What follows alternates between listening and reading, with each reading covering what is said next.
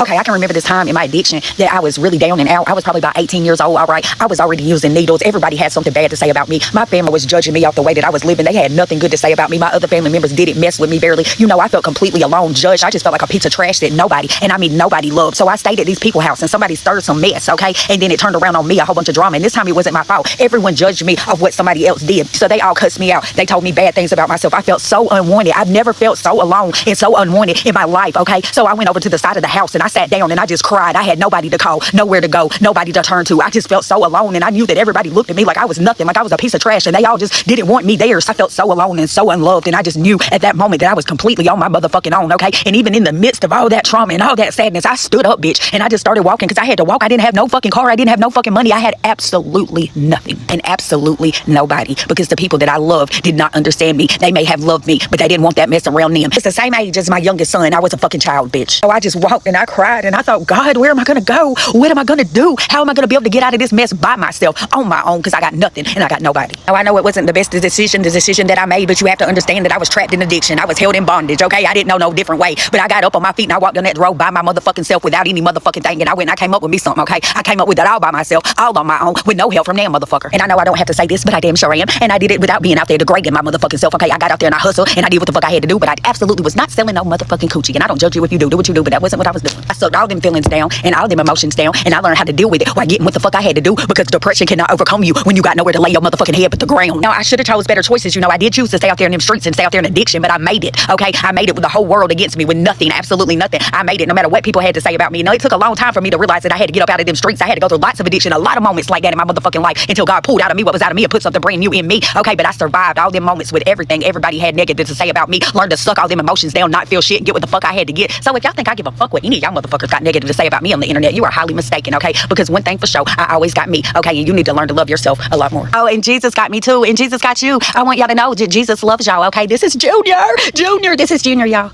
And I love everybody that every motherfucker hates, and free my people.